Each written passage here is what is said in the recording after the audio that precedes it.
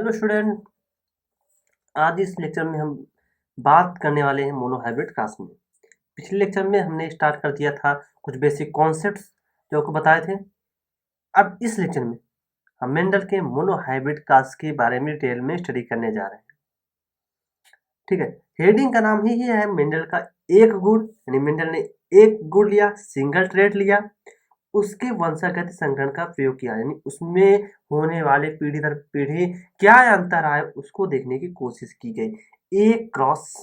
एक संकर क्रॉस यानी मोनोहाइब्रिड क्रॉस, यानी एक कैरेक्टर को चूज कराकर केवल एक कैरेक्टर को लिया था मेंडल ने, केवल एक गुण को लिया था, उसमें लगातार क्रॉस करा के उसमें क्या परिवर्तन हुए, ये सारी चीजें मेंडल ने इसके अंतर्गत देखी थी। तो मेंडल का जितना भी प्रयोग था वो किस पे था? मटर का। तो इसमें आपको ये तो भूलना ही चाहिए, मेंडल जो इसमें प्लांट चूज किया उस किसका था? मटर का, पाइसम सटाइवम। ठीक है, इसको तो आप बोलेंगे नहीं क्योंकि मैं इसके बारे में बता भी चुका हूँ क्यों चूज किया था, तो ये आपको याद भी होना चाहिए। ठीक है, अब मटर के प्लांट में मेंडल ने क्या किया? दो प्लांट चूज किए इसके लिए, यानी जो मेंडल ने चूज किया पहला पौधा, जब वो पौधा पहले नाटी तने वाला पौधा था और दूसरा लंबे तने वाला पौधा। एक पौधा लिया जिसका तना लंबा था, दूसरा पौधा लिया जिसका तना नाटा था। माफ कीजिए, मेरे से थोड़ी गलती हो गई। जो नाटे तने वाला पौधा था इसको बोला गया डॉर्फ फेरेंट, और जो लंबे तने वाला पौधा था उसको बोला गया टाल। टाल मतलब लंबा, डॉर्फ मतलब नाटा है। ठीक है, डॉर्फ बोलो या शॉर्ट बोलो, लेकिन मैक्सिमम वर्ड यूज होगा आपका डॉर्फ। ठीक है, तो डॉर्फ ही आप याद करो। ठीक, जो डॉर्फ आपका था डॉर्फ पेरेंट, वो स्मॉल टी से इंडिकेट किया गया। जो आपका टाल था उसको कैपिटल टी से इंडिकेट किया गया। ठीक है, नाटे तने वाला पौधा लिया गया, उससे लंबे तने वाला पौधा लिया गया। इसमें हुआ क्या? तो जो नाटे तने वाला पौधा था इसका फ्लावर होगा, इसमें फ्लावर लगा। फ्लावर में जो आपका मटर था ये बाइसेक्सुअल, यानी इसमें एंथर भी होगा जो पराग देगा आपको, और इसके साथ साथ इसमें आपकी पिस्टिल होगी जो बीजांड फॉर्मेशन करेगा, ओव्यूल बनाएगा। ठीक, अब हुआ क्या?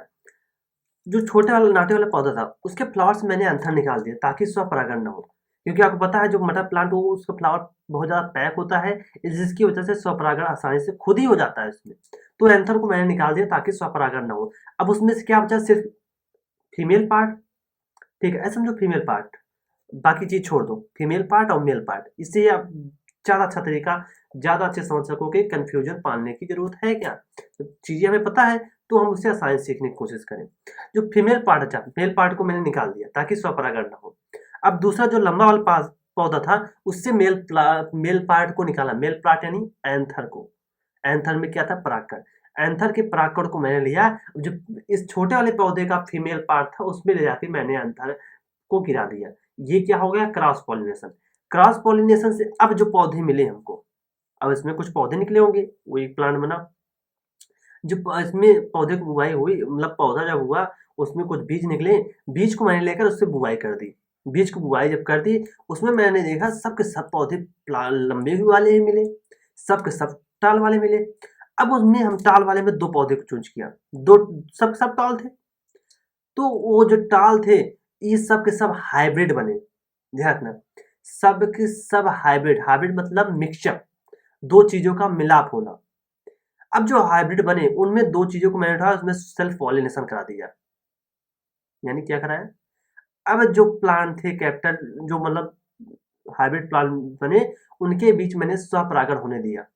जब स्वपरागण हुआ मैंने देखा कि जो मैंने स्टार्टिंग कैरेक्टर लिए थे वो अब उभर के कैरेक्टर दिखने लगे।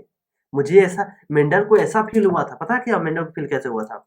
जब मेंडल ने लंबे पौधे और छोटे पौधे में क्रॉस पॉलिनेशन, पर परागण कराया था। पर परागण स्वपरागण हमने सीख रखा है सेकंड चैप्टर में। ठीक है, सेक्सुअल रिप्रोडक्शन इन फ्लावर मैंने पढ़ाया था आपको, ना पढ़ाया तो जाकर वहां से पढ़ लेना। ठीक, उसका पढ़ना मजा आएगा। तो उसने क्या किया, मेंडल ने क्या किया था पता है? लंबे पौधे और छोटे पौधे को चूज किया। लंबे पौधे छोटे पौधे के बीच में उसने पर परागण करा दिया। पर परागण कैसे होता है आपको सब पता है, बताया। तो पर परागण कराने से जितने बीज बने उनकी बुआई कर दी उसने। उसको लगा जब बीज बुआई की पौधे जो उगे सब लंबे निकले। अब वो टेंशन में कि सब के सब पौधे लंबे, छोटे वाले पौधे कहाँ गए। मेंढल एक बार चकरिया आ गया। मेंढल को टेंशन होने लगी, कहीं जो छोटे वाले कैरेक्टर वो ब्लेंड तो नहीं कर गए, मिक्स नहीं कर गए, अपनी जो उनकी कैरेक्टर तो उसको खो तो नहीं दिए। ब्लेंडिंग होना, मिक्सअप होना, आप आगे पढ़ोगे, ठीक है। तो मेंढल को टेंशन होने लगी कि मुझे लंबे ही वाले पौधे मिले हैं, छोटे पौधे वाले तो उसमें दिख ही नहीं रहे। फिर मेंडल ने सेल्फ पॉलिनेशन कराया, यानी पौधे की बुवाई की, वैसे छोड़ दिया, पौधा सेल्फ पॉलिनेशन हुआ, स्वपरागण, मतलब उसी का था, उसी का आपका मेल और फीमेल पार्ट आपस में फ्यूज किए। अब उससे जो बीज बने उसको फिर से बुआई कर दी। अब उस बीज को जब बुआई की, जब पौधे निकले, जो पौधे जो बने उससे, मेंडल पौधों को देखते हुए वो मतलब पागल सा हो गया। क्यों? क्योंकि उसने देखा कि उसमें लंबे पौधे और छोटे पौधे दोनों मिल गए। अब उसे वहां पर लंबे पौधे के साथ साथ छोटे पौधे भी मिले। छोटे पौधे की हालांकि उसकी नंबर कम थे, लेकिन उसको दिखे। यानी वहां से मेंडल को एक चीज आइडिया हुआ, जब मैं सोच रहा था F1 मतलब पहली पीढ़ी में, उसमें मुझे जो लग रहा था कैरेक्टर की ब्लेंडिंग हुई, वो मेरी सोच तो गलत थी। यानी F2 पीढ़ी में जो ब्लेंडिंग होने की सोच जो मेंडल की थी वो गलत साबित हुई। यानी ब्लेंडिंग नहीं हुई, कैरेक्टर अपने जो छोटे पौधे वाले थे वो अपने कैरेक्टर को खोए नहीं, वो अगली पीढ़ी में फिर से उसे प्राप्त कर लिए। हालांकि उनकी क्वांटिटी कम थी, नंबर कम थे, लेकिन वो पौधे मिले तो। लेकिन अगली पीढ़ी में जब गए, उन छोटे पौधों की क्वांटिटी लगातार बढ़ती गई। यानी अगर हम लगातार एक ही पौधे में सेल्फ पॉलिनेशन कराते रहे, तो उसके जो उसके दबे हुए कैरेक्टर गुण होते हैं वो उभर उभर के सामने आने लगते हैं। इसीलिए कहा भी जाता है कि ह्यूमन लाइफ में, कि अपने ही पीढ़ी में, यानी अपने ही कास्ट में लगातार शादी कराने से कोई अच्छी बात नहीं है। क्यों? क्योंकि आप रियल लाइफ में भी ऐसा होता है, अगर आप लगातार एक ही कास्ट में शादी करते रहे, तो क्या पता कोई आप उसे शादी करो कि आप किसी न किसी पूर्वज, आपके ही पूर्वज कोई न कोई लड़की या लड़का रहा होगा, आपने शादी की, आपकी वो घटिया कैरेक्टर उभर के ऊपर मतलब जो बच्चा हुआ उसमें घटिया कैरेक्टर दिख गए। इसीलिए इंटरकास्ट मैरिज करनी चाहिए। इससे आपके जो कैरेक्टर होंगे ब्लेंड करके हाइब्रिड कैरेक्टर मिलेंगे आपको। उस बच्चे में एक अच्छा से अच्छा कैरेक्टर दिखेगा, जो बुरे कैरेक्टर होंगे वो दब जाएंगे। तो हमने टॉपिक पाते हैं मेंडल के जो मोनो हाइब्रिड क्रॉस थे उसके बारे में, मुझे लगता है आपको अच्छे से समझ में आ गया होगा। अब हम स्टार्ट करते हैं कैसे एक्चुअल क्रॉस कैसे हुआ, इन सब के बारे में आपको डिटेल हिस्ट्री देता हूँ, आप समझेंगे आसानी से इसे। अब जो टॉल पेरेंट थे, ठीक है, ये डॉग पेरेंट। अब क्या कहते हैं, जो टॉल पेरेंट थे इसमें गैमेट्स बनाओ। गैमेट बनाना मैंने आपको सिखा दिया, इसीलिए मैंने आपको गैमेट बनाना सिखाया, ताकि तभी तो आप फ्यूजन करा सकोगे। ठीक, गैमेट पहले बनाते हैं हम, युग्मक। तो एक कैपिटल डी दूसरा कैपिटल टी, इसमें भी गैमेट आपकी स्मॉल टी होंगे। जब गैमेट मिल गए, ठीक है, अब इसमें क्या कराओगे, क्रॉस पॉलिनेशन। आप इसमें क्या करा दो, क्रॉस पॉलिनेशन, पर परागण। जब आपने पर परागण कराया तो एक गैमेट ये, एक गैमेट ये, एक गैमेट ये, एक गैमेट ये, तो इसके लिए आप चेकर बोर्ड का भी यूज कर सकते हैं। ठीक है, ये जो क्रॉस पॉलिनेशन हुआ, चेकर बोर्ड जो सिलेक्ट मैंने आपको बेसिक कॉन्सेप्ट में बताया, वहां से आप अगर चेकर बोर्ड का यूज करते हैं तो आसानी से सीखेंगे।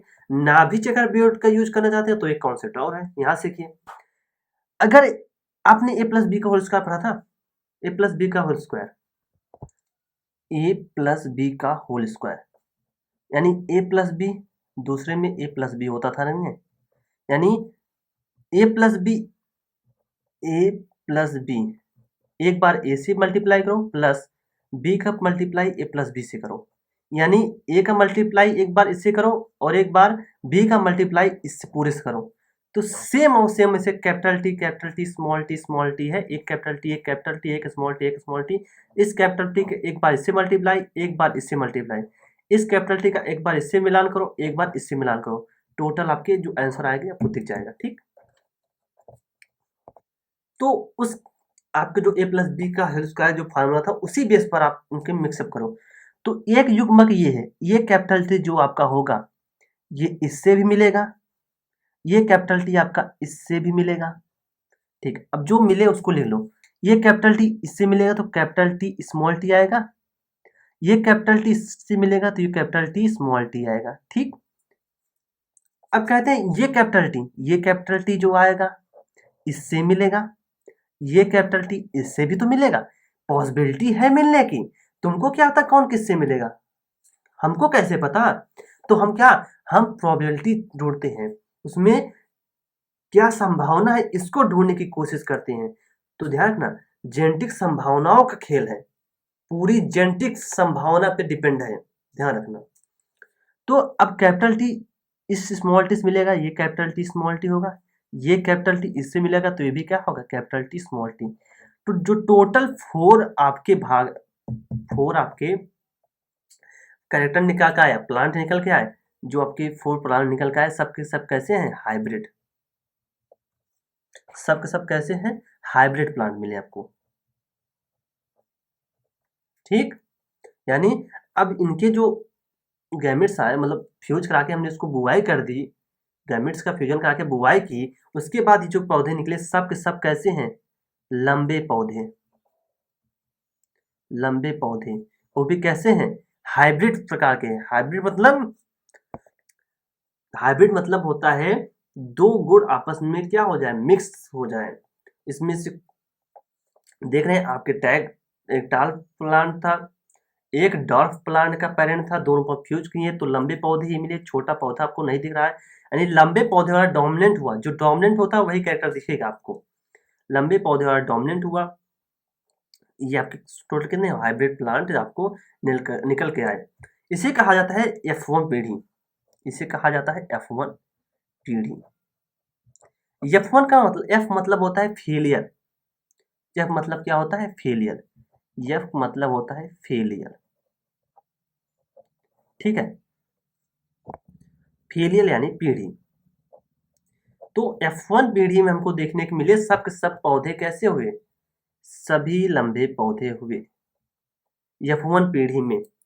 अब क्या हुआ, मेंडल यहाँ तो बौखला गया था कि शायद पौधे, छोटे वाले पौधे पता नहीं कहाँ गए, सब मिल गए, शायद ब्लेंडिंग हो गई। अब मेंडल इसको सोचने लगा, तो मेंडल ने क्या किया, इसमें किसी प्लांट को आप चूज किए, किसी दो प्लांट को चूज कीजिए। मैंने एक कैपिटल टी स्मॉल टी लिया, दूसरे पौधे को कैपिटल टी स्मॉल टी लिया। अब इनकी भी बनाओ आप गैमेट, ठीक है। अब इनके गैमेट क्या होगा, एक कैपिटल टी होगा दूसरा स्मॉल टी, इसमें एक कैपिटल टी दूसरा क्या होगा, स्मॉल टी। गैमेट में आपके दोनों जो पेयर होते हैं वो दोनों एक दूसरे से अलग अलग होकर जाते हैं, एक ही, दोनों गैमेट एक ही हिस्से में थोड़ी जाते हैं, दोनों गैमेट अलग अलग हिस्से में जाते हैं। एक कैपिटल टी एक स्मॉल टी, इसका एक कैपिटल टी एक स्मॉल टी, ठीक। अब जो गैमेट्स आए, अब जो है इसमें क्या मैंने क्या किया, सेल्फ पॉलिनेशन। अब तक मैंने क्या कराया था, पहली पीढ़ी में ध्यान रखना, पहली बार क्रॉस पॉलिनेशन होता है, पहली पीढ़ी में गैमेट्स के बीच क्रॉस पॉलिनेशन, उसके बाद जितनी बार होगा सब बार सेल्फ पॉलिनेशन। ध्यान रखना, पहली बार होगा क्रॉस पॉलिनेशन, उसके बाद सेल्फ पॉलिनेशन होगा, चाहे डाई हाइब्रिड क्रॉस हो, ट्राई हाइब्रिड क्रॉस हो, चाहे मोनो हाइब्रिड क्रॉस हो, मेंडल का कोई भी रूल हो, पहली बार आप क्रॉस पॉलिनेशन, उसके बाद आप जितने भी टाइम्स होंगे सेल्फ पॉलिनेशन होगा। जब आप सेल्फ पॉलिनेशन कराओगे फिर से वही रूल, ठीक है, मेंडल का वही रूल रखना हो, एक कैपिटल टी इससे जाएगा, दूसरा इससे मिलेगा। तो पॉसिबिलिटी हम ढूंढते हैं, सब का कॉन्सेप्ट सबसे, यानी जितने भी गैमेट्स होंगे सब, जितनी पॉसिबिलिटी हो सकता है उतनी पॉसिबिलिटी आप ढूंढो। तो कैपिटल टी इससे मिलेगा तो कैपिटल टी बना, कैपिटल टी इससे मिलेगा तो कैपिटल टी स्मॉल टी मिलेगा, और बाकी जो बचे स्मॉल टी एक बार इससे मिलेगा, दूसरी बार इससे मिलेगा, ठीक। तो capital small T capital T, तो स्मॉल टी कैपिटल लिखो टी, चाहे तो कैपिटल टी स्मॉल टी लिखो, बात एक ही है। चॉइस को पहले लिखो, चॉइस को पहले लिखो, इसमें आपको स्मॉल टी बनेगा, ठीक। एक बात ध्यान रखना, जो कैपिटल टी है टाल पौधा या डोमिनेंट है, और आपका डॉर्फ जो प्लांट है ये पेरेंट है, ये आपका क्या है, रिसेसिव है, ये रिसेसिव है, अप्रबल है।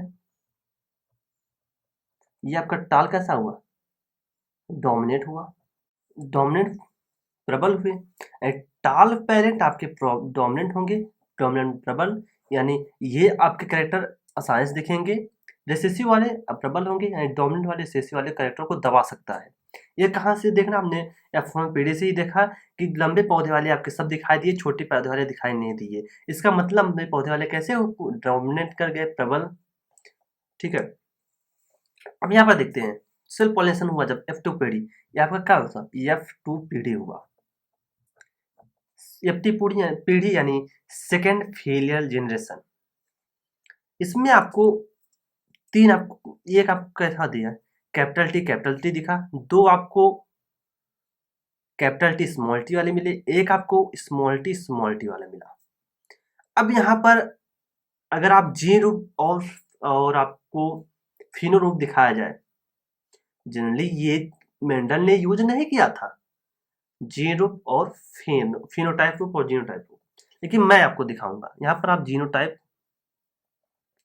जीनोटाइप और फिनोटाइप लिखो, जीनोटाइप और फिनोटाइप लिखो, ठीक है।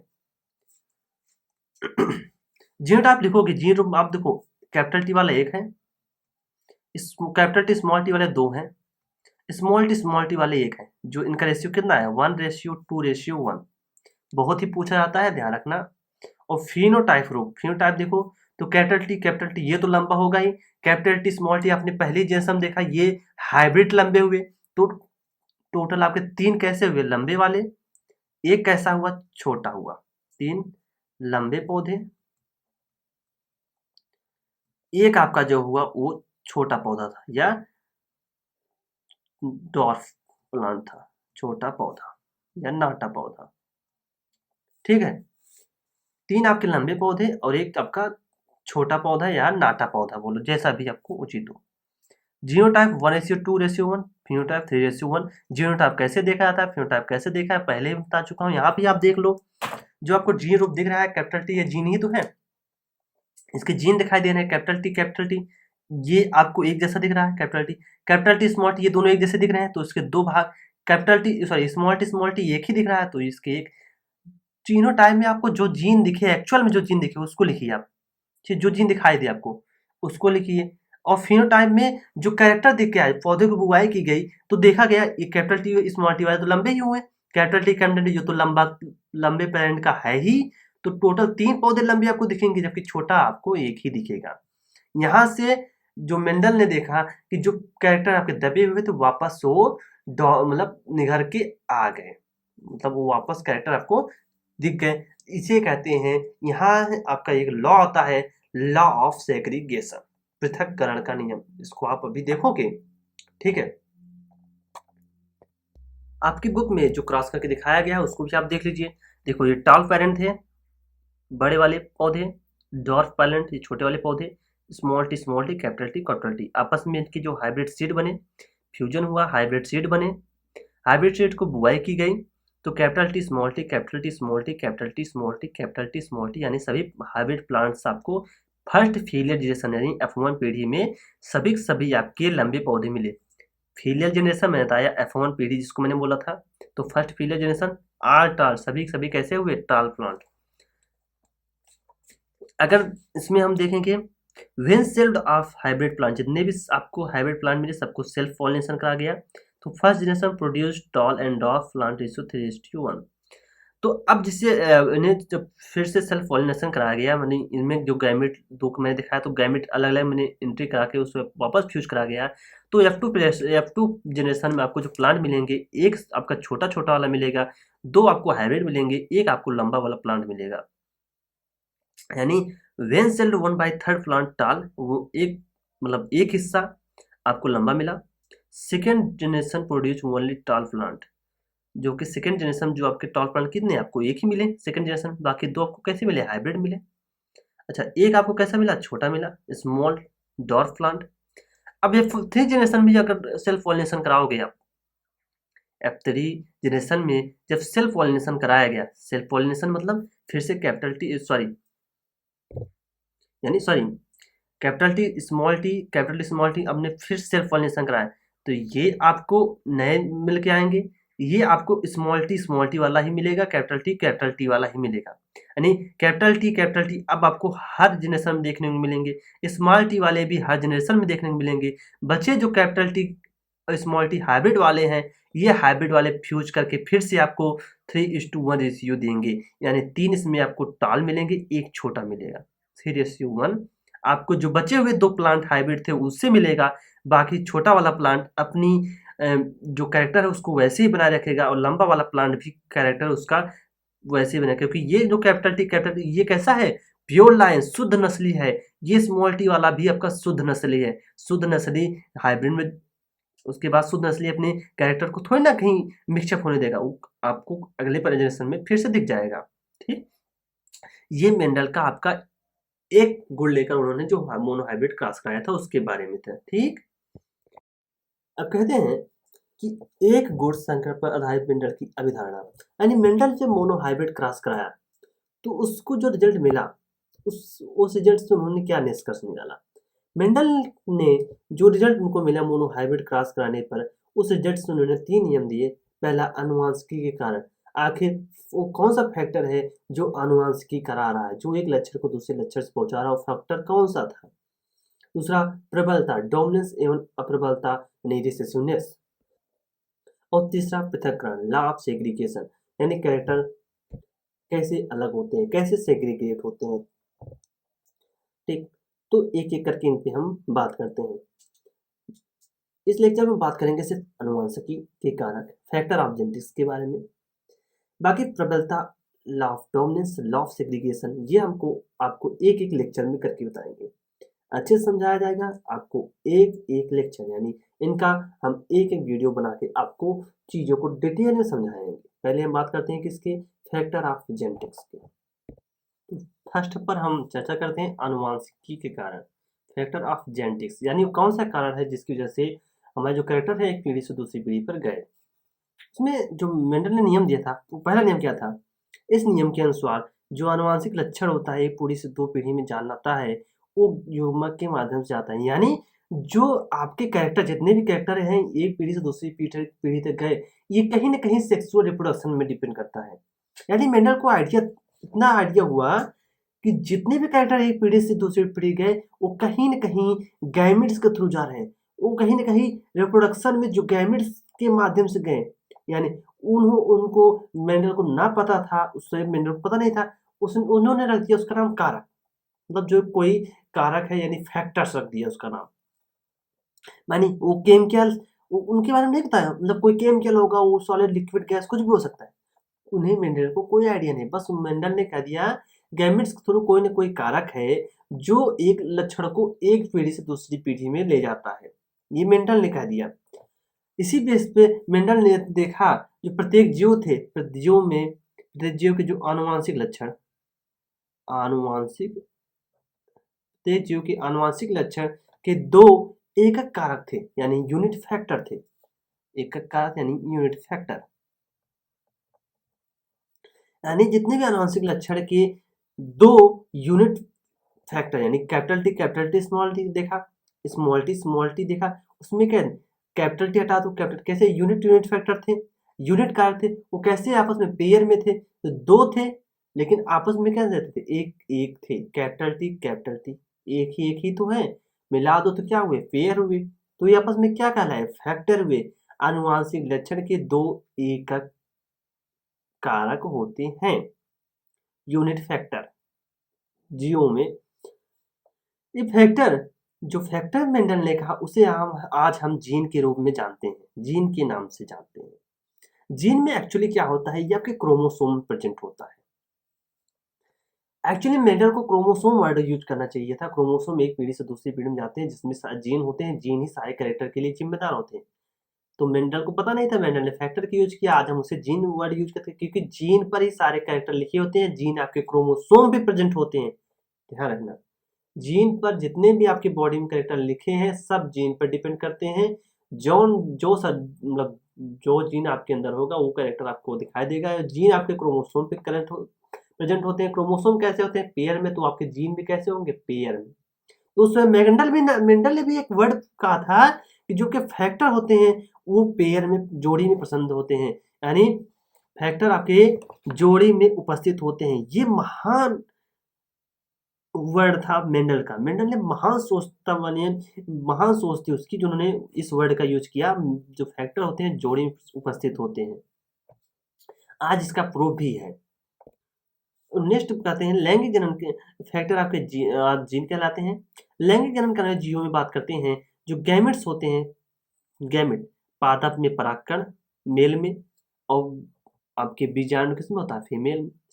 वैसे ही ह्यूमन की बात करें जंतुओं में शुक्राणु मेल में और बीजाणु की अंडाणु कैसे होते हैं? फीमेल में। तो ये आपके गैमेट्स हो गए। तो पादप में और जंतुओं में जो गैमेट्स होते हैं इन सब के लिए जो लक्षण होते हैं इन सब में सारे लक्षण के एक ही कारक होते हैं।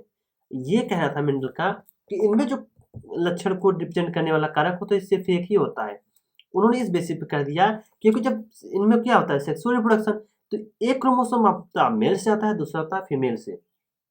जैसे कि एक लड़का हुआ, लड़के में होता है एक्स वाई क्रोमोसोम, एक्स कहाँ से आता है? फीमेल से। वाई कहाँ से आता है? मेल से। तो दो अलग अलग कारक यानी फैक्टर कहा उसमें मेंडल ने दो फैक्टर वो अलग अलग होते हैं, अलग अलग जगह से अलग अलग कारक वो होते हैं, अलग अलग इंडिविजुअल से आके मिक्सअप होकर एक इंडिविजुअल का फॉर्मेशन करते हैं। तो उस बेस पर मेंडल ने कह दिया सारे लक्षण को रिप्रेजेंट करने वाले एक ही कैरेक्टर हो, एक ही कारक होते हैं, वो भी गैमेट के समय। ये कब कहा? गैमेट में जब युग्मक बनने लगे तो उसमें कैसे होते हैं? एक ही तो होते हैं, एक्स ही होता है या तो वाई ही होगा, तो डिफ्रेंशिएट हो जाते हैं। फीमेल से एक्स आता है, मेल से वाई आता है तो लड़का बनता है, फीमेल से एक्स आया, मेल से भी एक्स आया तो लड़की बनती है। तो एक ही तो कारक आते हैं। इस बेस पे मेंडल ने इन सारी आपकी हाइपोथेसिस दी उन्होंने, जो अपनी सोच रखी, ये मेंडल की सोच थी। आनुवांशिक के कारक, आनुवांशिकी के कारक। तो इस नियम के अनुसार मेंडल का ये कहना था जो कैरेक्टर एक पीढ़ी से दूसरी पीढ़ी में जाते हैं वो कहीं न कहीं गैमेट से होके जाते हैं। उन्हें वो कुछ आइडिया नहीं था वो क्या था, उन्होंने उसका नाम फैक्टर या कारक रख दिया जिसको हम आज जीन के नाम से जानते हैं। जो प्रत्येक आनुवांशिक लक्षण होते हैं उसके 2 कारक होते हैं, 2 फैक्टर होते हैं, ठीक है? तो फैक्टर को फैक्टर अकरिंग पेयर 2 कारक होते हैं यानी फैक्टर अकरिंग पेयर। यहाँ से आप आसानी से समझ सकते हो जित मेंडल ने क्या कहा प्रत्येक लक्षण के 2 कारक होते हैं, ठीक है? और इसी बेस पर मेंडल ने ये भी कहा था फैक्टर अकरिंग पेयर, फैक्टर आपके जो कारक होते हैं जोड़ी में प्रेजेंट होते हैं। कैपिटल टी जोड़ी में प्रेजेंट है, स्मॉल टी जोड़ी में प्रेजेंट है, तो वो जोड़ी में प्रेजेंट होते हैं। और इसके बाद मेंडल ने कहा कि जो गैमेट्स होते हैं नॉर्मली जो गैमेट्स होते हैं यूनिट फैक्टर के होते हैं, लेकिन अगर लैंगिक जनन करने वाले जीवों की बात करें पादप में जैसे परागकण और बीजांड हो गया, जंतुओं में शुक्राणु हो गया, इनके गैमेट में सिर्फ एक ही कारक होते हैं। इन सब में सारे लक्षणों के एक ही कारक होते हैं। गैमेट्स में युग्मक में बात की थी मेंडल ने, ठीक? ये आपका आनुवंशिकी कारण फैक्टर ऑफ जेनेटिक्स का टॉपिक था, ठीक है? इसके बाद हम बात करते हैं लॉ डोमिनेंस से, प्रबलता और प्रबलता का नियम जो मेंडल ने दे रखा था वो किस पे दिया था? मोनोहाइब्रिड क्रॉस के बेसिस पे दिया था। सब एक क्रॉस संकर के बेसिस पे दिया था, यानी एक कैरेक्टर लेकर उसमें क्रॉस कराया, उस पे जो रिजल्ट निकला उसके बेसिस पर मेंडल ने प्रबलता अप्रबलता का नियम, पृथक्करण का नियम दिया था। इन सबको हम नेक्स्ट वीडियो में सीखेंगे, ठीक? अब इसका जो नोट्स है मैंने जो आपको ये टॉपिक पढ़ाया है इसका नोट मैं डिस्क्रिप्शन बॉक्स में दे दूंगा, वहां से आप जाकर डाउनलोड कर लीजिएगा। और अगले लेक्चर्स में हम बात करने वाले हैं डोमिनेंस लॉ, पृथक्करण नियम, लॉ ऑफ सेग्रीगेशन, ये नेक्स्ट टॉपिक से सीखेंगे। स्टूडेंट्स आपको हमारे वीडियोज पसंद आ रहे हो तो अधिक से अधिक शेयर कीजिए, लाइक करना न भूलें, लोगों तक पहुंचाइए वीडियो, उन सभी बच्चों तक पहुंचाइए जिनको इनकी जानकारी नहीं है, ताकि उन लोग भी आसानी से सीख सकें। थैंक यू, धन्यवाद।